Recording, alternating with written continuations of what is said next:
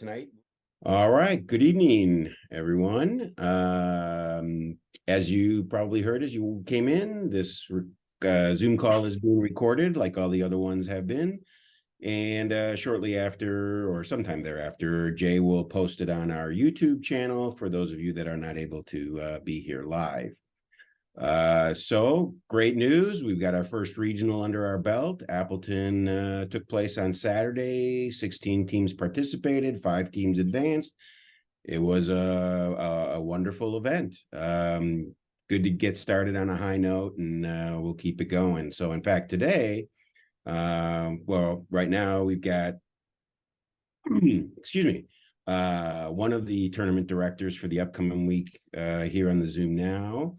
That would be Eric Schultz. And then we're going to hopefully have somebody from LakeShore pop in during this meeting. So specific questions of those tournaments will be directed to them. Actually, so, Jen's in the waiting room. Oh, okay, great. I'll get her in and you. Well, you don't have me as a host. I can't see the waiting room. Oh, yeah, I can't assign That's you. because you were late. That's fine. Yes, I was late. All right. You are now a co-host. Congratulations. Hey, Jen, it's just like we were talking about you and you popped in. My ears were on fire. They should have. We just said. There you go. So welcome, Jen. She's the tournament director for the LakeShore tournaments this coming weekend. Yay. Yep. So just real briefly, we're almost there with teams being 100% of teams being event ready, but we're not at 100% yet. So those of you that are still lingering, please do so. That is an absolute first requirement. For those of you that are still lingering, please get it done before your tournament.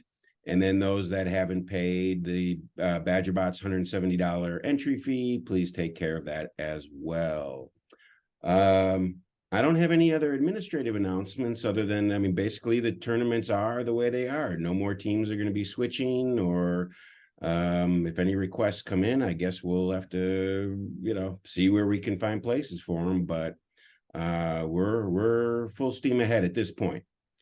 So, are there any administrative questions before I turn it over to Eric and Jen to talk about their tournaments real briefly? And then if there's any specific questions, you can ask them. Any administrative questions?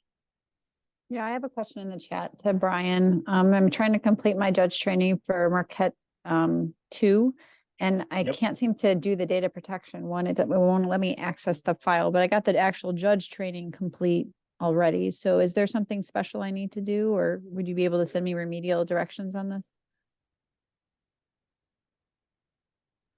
Yeah, I'm trying to look it up right now. Okay, thanks. That was it for me. I'm just trying to make sure I'm prepared for next weekend.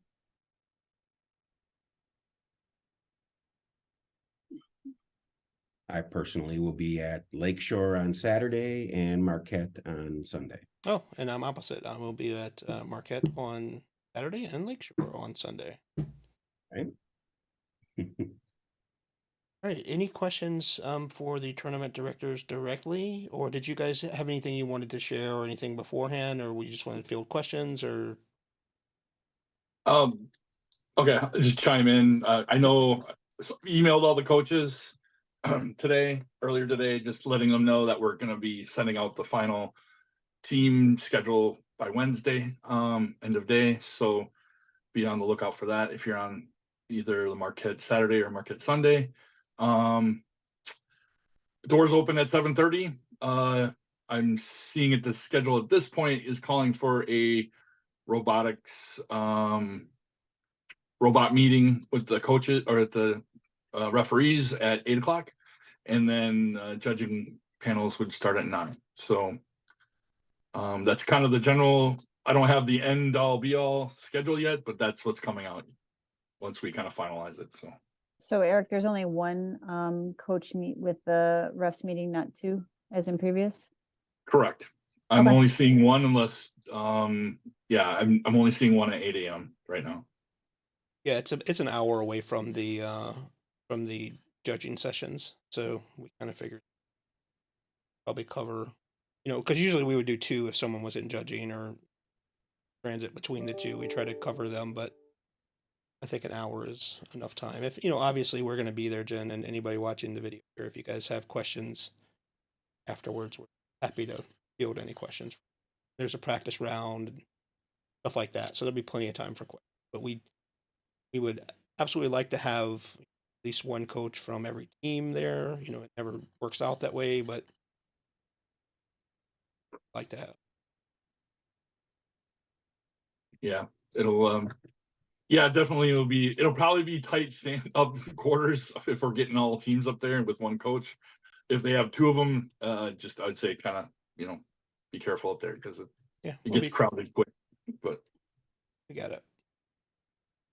yeah, other than that, yeah, that is kind of one change. I know Brian and Jay have kind of been working on the schedule in detail, but any comments on the schedule? I really at this point, I'm kind of like I said, we're got to plug some teams in. I've got a couple requests for, you know, specific time slots, but other than that, we're working it out and get it published here shortly.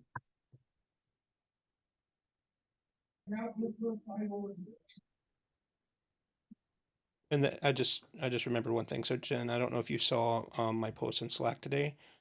There's a scoring over with you guys. I'm not sure what software you guys are using for scoring. Just need to make sure we touch base on that. Okay. If you're using FLO tournament, that's already fixed. Okay. Send it into first, but we'll touch base after. Okay.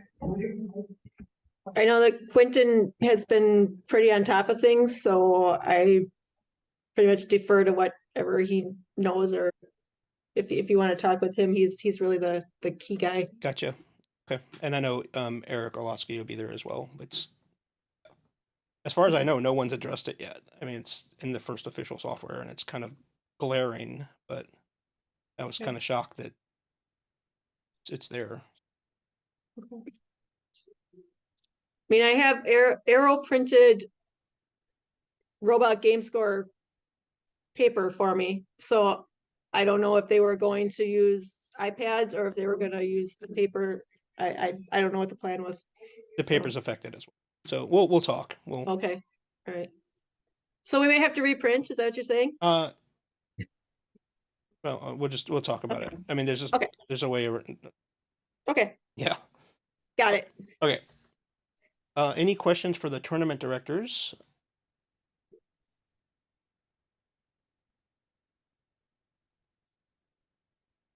Questions for Brian? Questions for the general idea of how a tournament day works?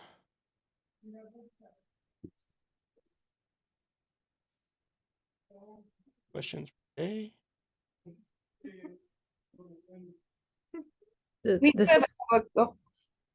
This is Sarah, and we're going to be at the Marquette tournament on Sunday. Just to clarify, based on what you all were talking about, it sounds like, yes, we can assume there will be one practice run on the fields with the judges or with the referees. Sorry. Yep. Yep. And then it sounds like robot games and presentations are happening throughout the day. So there might be a mix of a team goes to the practice, a team does one robot, a team, then they go and do their presentation, then they go back and do robots. Like everything is happening all day long. Is that right? Correct. I think Excellent. just for people watching the video, Jen, I think you guys are different, yeah? How is your day set up? Yes, we are doing all the judging in the morning and we're doing all the robot games in the afternoon. We've modified slightly from the past in that our opening ceremony will just be a very short 5-minute opening ceremony, and we are moving robot parade to before the award ceremony to give judges a little bit more time to deliberate and get everything prepped for the award ceremony. But otherwise, you know, we're pretty much the same as we've always run. And you guys have a practice round scheduled as well? What we will be doing is handing out 2 tickets to each team that they'll allow them to go and do a practice run on the either the yellow or the red tables. Gotcha. Before in the morning. Yes. Okay, perfect. Mhm. So the difference in Marquette is actually those will be scheduled times and scored times. I don't know if Lakeshore is going to score them or not. The practices or the, Correct. we won't, yeah, they won't, they can run the timer, but we won't be scoring those practice. So we'll only be scoring the 3 runs in the Yep. afternoon. Yep. Just pointing out a difference. That's all. Oh, so there aren't practice tables at Marquette then? Only score tables? There are practice tables, so we have 4 practice tables set up, and then you'll be getting a practice round that's actually scheduled on the tournament table, the referees. So our practice rounds at Marquette will be just like scored round, round 1, 2, or 3, and we can run a score for you guys. Just it's a practice round; it doesn't count in standings. But yeah, there's still going to be the 4 practice tables. Okay. And we will also have 4 practice tables.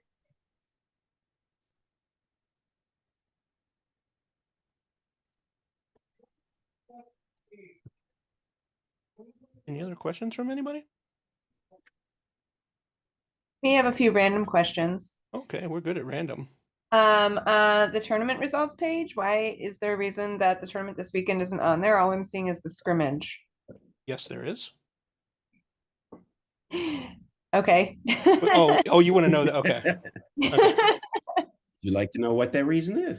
Yes. So, in Appleton, they scored on paper, and I believe the scoring software they were using was the first Spire's official software.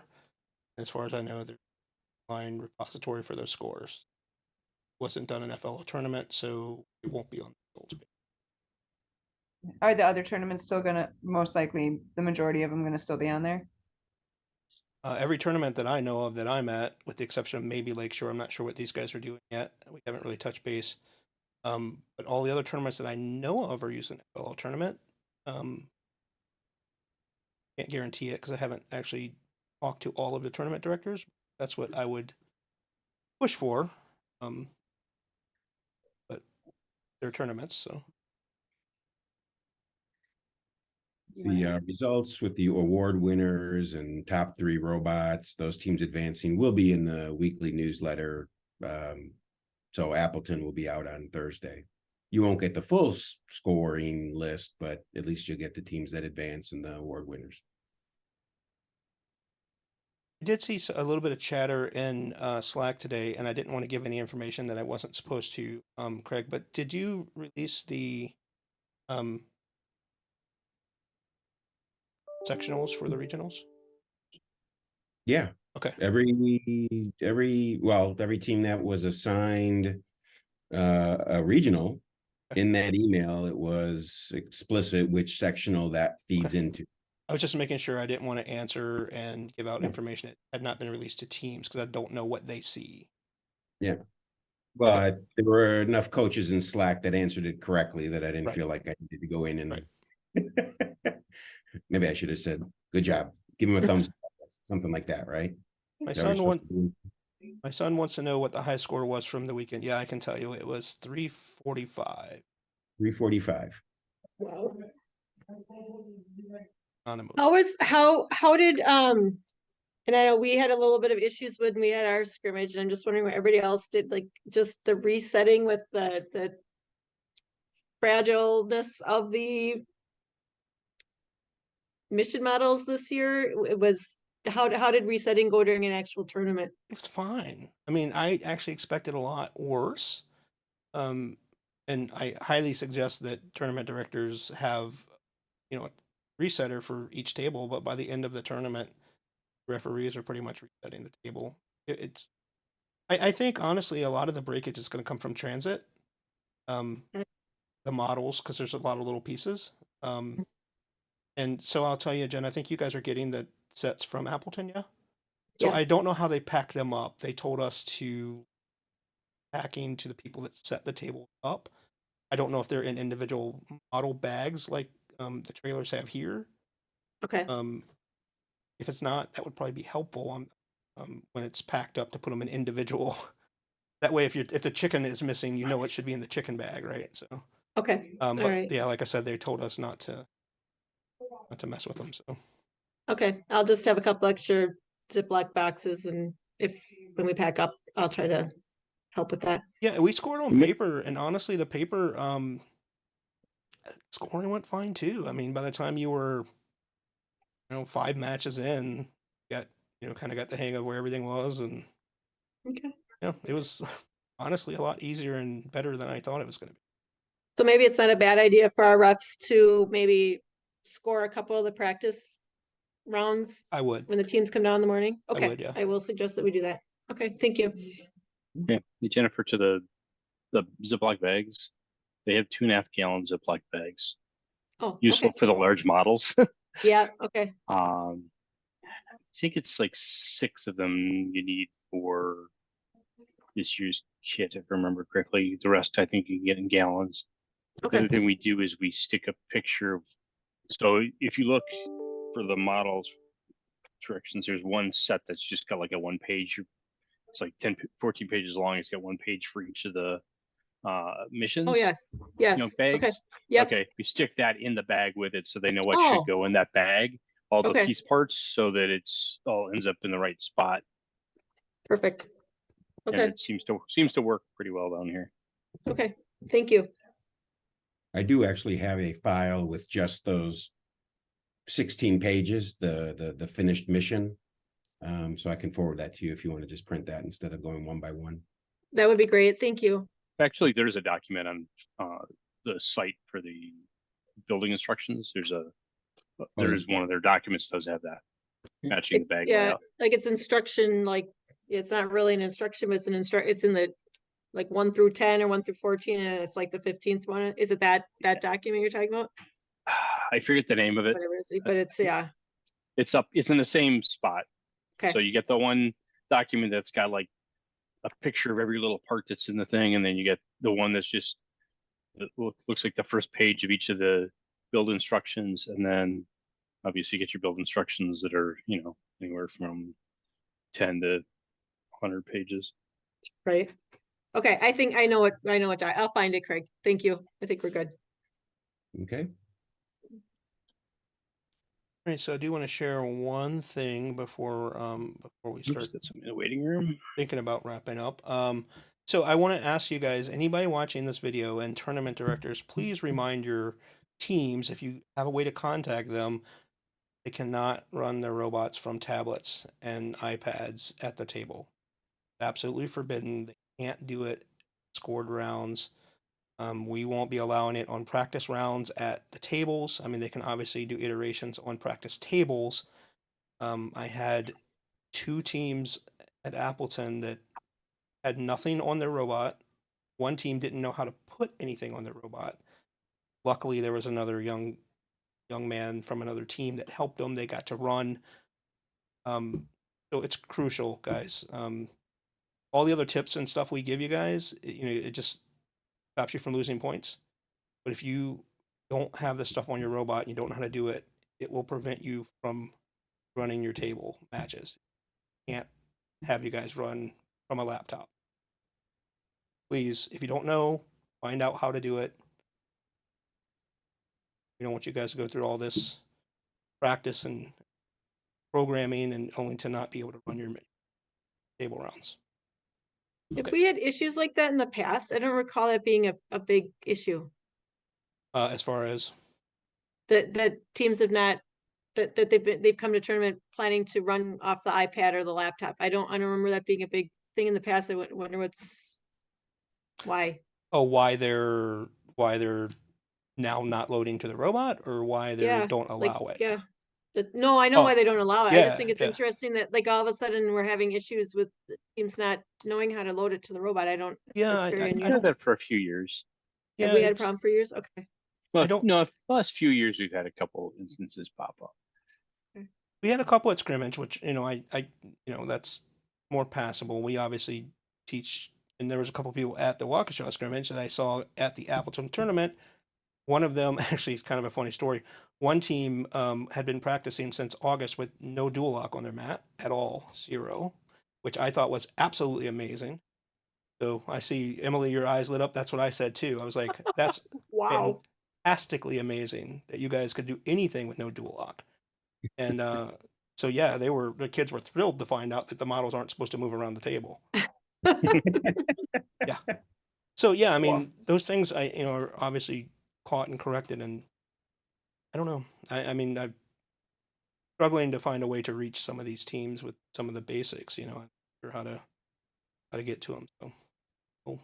Well, I know at our scrimmage too, Arrow was very vocal about the fact that, if you don't have it loaded on the robot, we'll let you do it here at the scrimmage, but you absolutely will not be able to do it at the tournament. And I think what we'll do is when we put a sign right at registration or right in the team packet, right, and we'll put a big, if you are, you cannot run. We have it in our notes that we sent out, but who reads the 3 pages we sent? Nobody. Right. So we'll put a sign out and at the table when they go down for practice too. So. Okay. All right. Other questions? I have Go ahead. I have a couple of questions if Yeah, go no ahead. one else. So we have some students who are doing the museum masterpiece mission, and while doing so, they are pushing out some of the audience members and the experts. Are there any requirements that I need to be aware of with how they stack them or connect them or anything like that? That I was not able to glean from the rule book, or is it more or less a free for all? No, Stick as many on there as you want and very go. structured, extremely structured. Okay. So when you say stick as many on there, do you mean like attaching audience members to the pedestal?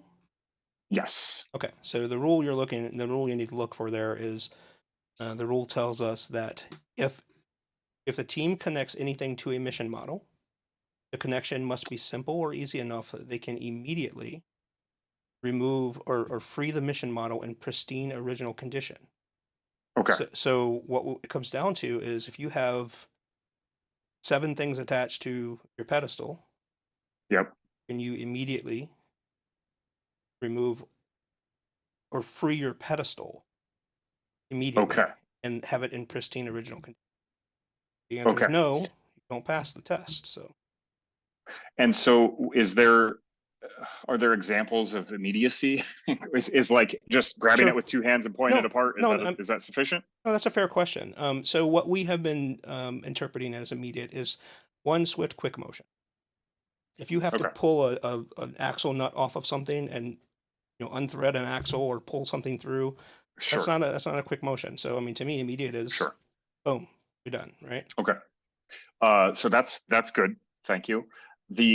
I'll stick with this mission for just one more second. Yeah. So there is a rule on the masterpiece itself that it must be fully supported by the pedestal, but I don't know that there is a rule about the experts or the audience members that they can or cannot be attached to the art piece.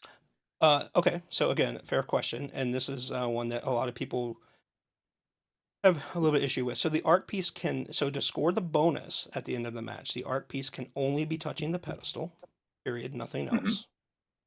The pedestal can be touching only the mission models. So the pedestal can only touch the art piece, which it supports, and no other team equipment. If you look at mission 4 in the rule book, it's laid out there. Score the bonus at the end of the match. The art piece may only be touching the pedestal, and the pedestal may not be touching any team equipment other than the art piece. So remember that team equipment is anything you bring with you to the match. Okay. All right. So that would not count as the experts or audience members, correct? Correct. The experts or audience members can touch the pedestal, but do be cautious about your connection. So what I've been doing, we have people that will connect their audience member to the pedestal, and they have like 7 of them around. They're like, okay, I can free this. That's no problem. I tell them, okay, well, what I want you to free is the pedestal, right? Yeah. I don't want you to free this audience member from the pedestal. I want you to free the pedestal. Okay, that is a great clarification. That will save us some heartache. Yes. Very good. The other question I have, so some of our teammates, despite warnings, have have still done digital presentation methods. And I am wondering, I know we should not trust that there are any presentation like methods within the room. Is it still allowed for us to bring our own? Like if we brought a TV and we rolled it in, is that feasible? Ryan, can I ask you what tournament you're at? Just curious. Ooh, we are on November 18th in Gainesville. Mukwonago. Oh, Mukwonago. Is that right? Okay. Mukwonago. Gotcha. Mukwonago. Okay. Thank you. Thank you. Go ahead, Brian. I mess it up every single time. Yeah. No problem. Okay, so the guidance is you can bring stuff in, okay, but they're not necessarily, the classrooms don't necessarily have easy access. You can't assume classrooms have easy access at any location to power, because sometimes it's some of these places it's behind the teacher's desk or buried or whatever kinds of thing. So that is something you could, try and ask the tournament director on, if that's a capability from that perspective, but you can't, expect it. Any accommodations for that. Okay. Well, Ryan, So that is fair. What teams sometimes do is bring it in on a laptop instead and put it on the judges table kind of approach. That's what teams do. I have seen people haul in like supersized TVs and stuff. Honestly, it's much, I've seen people do that too. The guidance is really the kids should be doing the work, so they should really be doing the setup. So if you take in a 70-inch TV, they're probably not the ones that can do it in a timely manner. And remember, we have to keep things going, so it's not like we can sit and wait 5-10 minutes for them to get all the electronics going. So they pretty much have to be up and going. And remember that they can be setting up during the intro time, the introductions where the judges are doing the introductions, but that's 2 minutes or less kind of approach. So there's kind of a balance. Plus, at the end, we need to quickly vacate the room so the judges can do their paperwork. Understandable. Also, do keep in mind that regardless of if your tournament director says, yeah, we should have Wi-Fi or anything like that, you need to be prepared if the Wi-Fi goes down, right? So Wi-Fi goes down, you still have to go on. You can't suspend the tournament for Wi-Fi going down. So prepared to run without any technology provided. Run locally if you can. Don't be network dependent, please. Yes. Very good. Power and stuff. So keep those things in mind. And if you do the laptop, make sure it's charged. Yeah. The kids know the password to plug into it and I've all been sorts guilty of that. things. Wait. Does that mean that we should bring a charger? Your laptop charger? Oh boy. Yeah. We have problems with our kids showing up without their chargers on a regular basis to practice. Yeah, I understand. I'm sure that happens. We actually bring a jackery with us to every tournament just in case we can't plug our robots in, our laptops in, anything. We literally bring our own power source. Nice. I'm just going to step in for 1 second and give the tournament directors and Brian, I know you're on the road, so if you guys need to, we can let you guys field any questions, whatever you need. So if you have questions for them, that would be Eric, Jennifer, and Brian. Go ahead and ask them now, and then we can continue with any robot game. One other basic question about the presentation. We'll be at Marquette. Can I assume there is a desk or a table for the kids to set up their trifold on for the judging? Or do we also need to bring a table? Traditionally, we don't set up a table. The judges will sit behind a desk usually, or one of the student type desks. But traditionally it's, we don't add any tables or anything. It's just an open presentation space. Usually there's a couple desks you could pull over though. Yeah, I would say there would be no problem bringing a desk over or sliding one of those over. I don't know that we're providing any special desks for presentation purposes in the front of the classroom, basically. So makes sense. We'll be prepared then. Thank you. Jen, do you know if you guys have that set up? Well, because they're at LTC, each of their classrooms are a little bit different. Some of them have permanent desks and some of them have just loose tables. And we had initially said, because in the past, we've always said that anything you need to bring in. Yep. We've not been planning to have a table. However, now at our scrimmage, we did allow, we in some of the rooms, we had a small table off to the side. And we also told the teams that they could place their robots on the judges' table during their presentation so that they weren't juggling that. So at this point, it's kind of up to whatever LTC has available. So I don't know. I'm with Eric. If somebody wants to move something as they come in, that's great and fine. But again, like Sarah mentioned, if you really need it, want it, it's probably best for you to provide it. Is that fair?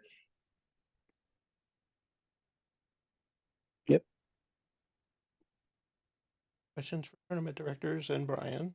Brian, I'm sorry, I'm not trying to push you out. I just don't know if you're if you have to go anywhere. No, I'm All right, and save all your judging questions to the end then. Yeah. All right. Okay, we're happy to field any robot questions as well. So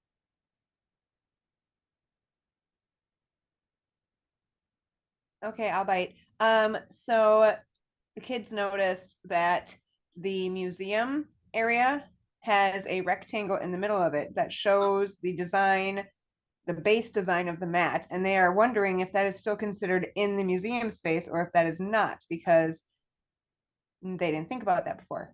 yeah, so actually, if you look at Mission 4 in the rule book, it tells you the target area. So the white outline around the museum. But the white outline is outlining that rectangle as well on the inside. Yeah, so I guess I'll tell you that it's the outside. Okay. So on like things like the popcorn where there's like tiny little like pinky sized crevice that goes up, if your orange guy is laying I'm sorry, popcorn. I'm not sure what. what is it called? The one of the target destinations. It's one of the target destinations. Oh, okay. Gotcha. But there's like, it's like, you know, almost a circle, but then there's like this pinky sliver in the middle of it. So if it's, go ahead. Sorry, go ahead. yeah, if it's across, if the little character guy, the audience member is across that, that's not completely in. So there is a picture of all of the target destinations under Mission 14, and everything included in that picture is their target destination. So if you're talking about the little anything internal to that, it's all in. Okay. I mean, is that I want to make sure we're clear. But it like it's hard to make like, okay, it's like this where it kind of has an indent. So is that indent still inclusive in it, or is the indent not inclusive in it? The entire, so if you were to put a border around the entire target destination, that's all in. Okay. If you guys have any further questions about that, I'm happy to. We can blow up some pictures and stuff and show you guys. Or I mean, I guess basically if you look at under Mission 14 and it shows the target destinations popcorn, I see what you're talking about. It's got kind of the, lots of little popcorns there. Just draw a border around the outside of all of it, right? And anything inside would be it. It's not, we're not going to separate individual popcorns. Yeah, there you go. A little to your, so draw a border around that, and that's.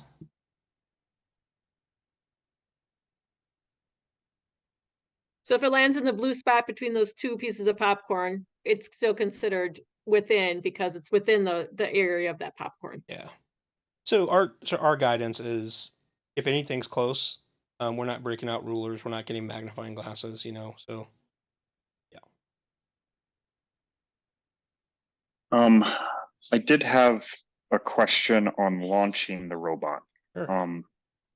So if I understand correctly, all robot launches have to start from the launch area, the pie-shaped launch area, right? Correct. If they are in the home area, which is the larger space, if it includes that black area, they lose a precision token for that. Is that correct? Incorrect. So they will not be allowed to launch the robot. Okay, so you stop them from launching the robot. Okay, We that's will fine. physically not let them launch the robot if they're not completely in the launch area. Okay, all right, very good. Thank you. Emily, it looks like to me that popcorn has an actual border around it altogether. So if you blow up that, I'm looking at it digitally. I just blew up the PDF, and it looks like that tan border actually does go around all of it, like I'm talking about.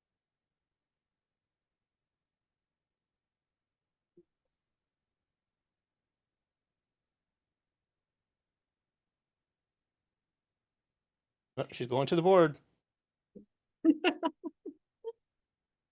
I thought I turned my camera off. Must have Yeah. hit it. Okay. So Ryan There we go. has a picture up. Yeah. Okay, at this point, are we clear to let Yes. Jennifer and Eric leave? Yep. If they would like. Okay. Jay, so you'll they can talk to leave if they want. Quentin? I will. Yeah. Okay, then I'm good. All right, thank you, Okay. everybody. Thank you, Jen. Thanks, Jen. Thank you. So if I could, oh, weird. Emily's got some video. Ryan's got video. Oh, it's I don't kind of see him weird. My sharing. entire Zoom just got a border around it, like someone was sharing a. Ryan, are you able to share that picture? I could take a photo of it. Oh, Give me actually, a just share minute your here. screen if you can. Oh, you're on a phone. I'm on a physical mat, so I have my mat here. Yeah. Well, can we? Well, I mean, every match should be the same. Everybody should have it. So I just switched over so we can see it on the video. Well, now Emily's on the same mission. So So if you guys see So I think the actual border. her question is this little guy right here. that little sliver in there. So that's not part of Yeah. that is not part of the outline. So that would not be part. But there is an actual border around the entire thing. That's part of it. Yeah. So the beige. Right. So like, I think her question, Yeah, I get it. it's tricky. It's tricky because if your person's laying here, like, yeah. Well, so the problem is No. audience members have to be completely in, experts can be partially in. So I get it. That's going to be kind of a 1 in 1,000 type of thing, but I understand the question. It's like, you guys happen to have an audience member there, I guess technically it's not all. But again, you'd have to have, you know how it is, Emily. The action is usually so quick that a referee is not going to get down there and look that close usually, Just there's not time to do all that. I honestly didn't know that was there because I look at the one in the book and it doesn't look like it's a little indentation there. And I'm pretty sure you'll be okay.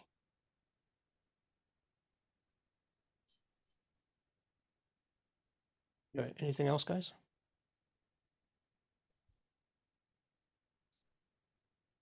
And the general rule is to give the benefit to the team if Yeah. there's any question. So Yeah, so our referees are trained to not, like I said, we're not breaking out rulers. We don't have time for all that. We're not breaking out magnifying glasses and sliding pieces of paper under things to see if they're touching. We can't tell by looking at it, then it goes to the team. If, a referee is like, okay, that's spanning this area where, there's no border, then yeah, I mean, it's right. So, but like I said, that's such a small area. Interesting to see.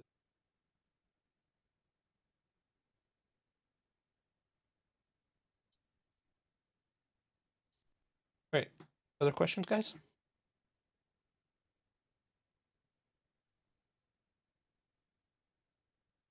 No other questions? We can let you guys go, and you guys know how to get a hold of us, right? So you can reply back to newsletter that Craig sends everyone every week. What's a direct email address, Craig? FLLteams@badgerbots.org. Teams with an S. Thank you. And like I said, you can just reply back to your newsletter and send questions to him. That way, he'll distribute it to whoever needs it. And you can also contact us on the Slack channel. There's post there in the appropriate channels. There's a referee channel. There's a judging channel, a general, stuff like that. So let us know if you need anything. All right. All right. Well, good luck for those teams that are participating, Marquette and Lakeshore this coming weekend. The season is upon us. Good luck, teams. All right. Bye, teams. Thank you.